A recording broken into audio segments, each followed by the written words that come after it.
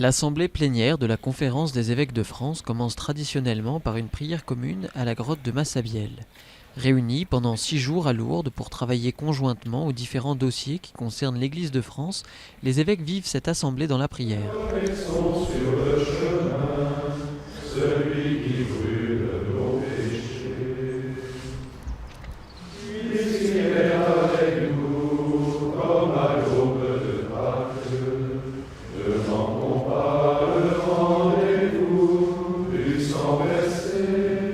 Qu'elle soit commune ou personnelle, la prière rythme les journées qui pour certains évêques commencent tôt.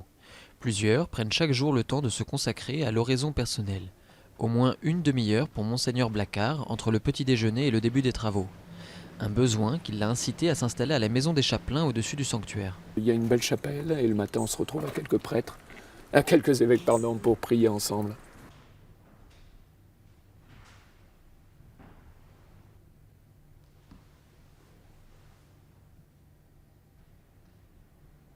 L'oraison, la prière un peu longue, c'est un dialogue d'amitié avec Dieu, avec le Christ et qui illumine pour moi toute ma journée.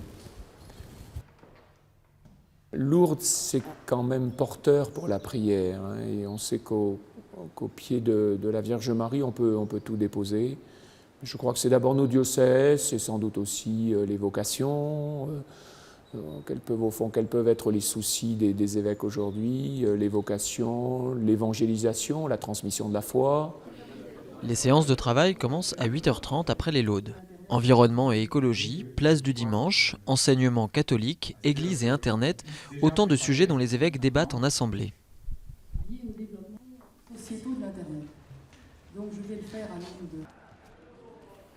Les séances du matin se terminent par l'Eucharistie qui représente le véritable cœur de la journée.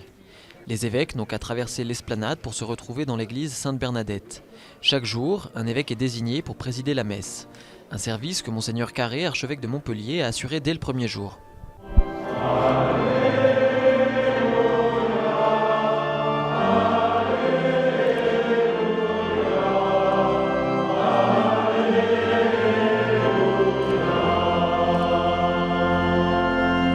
Célébrer la messe devant plus de 100 évêques, c'est toujours un moment impressionnant, bien sûr, et puisque on s'adresse à des frères, on est l'un d'entre eux. En fêtant Saint-Charles-Borromée, je me suis senti appelé aussi à essayer d'évoquer ce qu'est cette mission de l'évêque aujourd'hui. D'abord, se purifier. Ensuite, purifier. D'abord, se laisser instruire par la sagesse. Ensuite, instruire. D'abord, devenir lumière. Puis éclairer. Être au service de la prière de l'Assemblée, c'est cela aussi de présider. Mais c'est en quelque sorte, s'oublier soi-même, mais pour que l'Assemblée puisse être entièrement disposée à entendre son Seigneur. La messe, bien sûr, c'est le sommet de toute prière, puisque, c'est la nôtre, mais la nôtre qui s'agreffe, qui s'appuie sur celle de Jésus, sur l'offrande de Jésus à son Père. Et donc, c'est le plus haut sommet de toute prière. Les pauses permettent aux évêques de se rencontrer, de discuter autour d'un café des prochaines élections de commission ou de se tenir informés. Il n'est pas rare de voir plusieurs évêques au téléphone régler certaines questions de leur diocèse ou répondre aux journalistes qui les attendent à la sortie. Salut. Monseigneur Sancalais, évêque de Nice, en profite souvent pour s'échapper à la grotte et prier la Vierge à l'aide d'un chapelet donné par un jeune Américain croisé dans la rue pendant les JMJ. Ce lieu n'est pas anodin et lorsque nous nous mettons en route pour cette assemblée, nous avons le sentiment de rentrer dans ce grand cortège qui amène ici des quantités de pèlerins. C'est très beau de voir que Marie nous enseigne à voir Dieu en toutes choses, en toutes les situations, même les plus complexes, celles que nous abordons dans nos travaux, sont le lieu de la visite de notre Seigneur. Et avec Notre-Dame, nous apprenons jour après jour à le découvrir présent et qui nous dit « Viens, suis-moi ». La pause finie, c'est l'heure des vêpres. La liturgie des heures rythme la prière commune des 130 évêques français.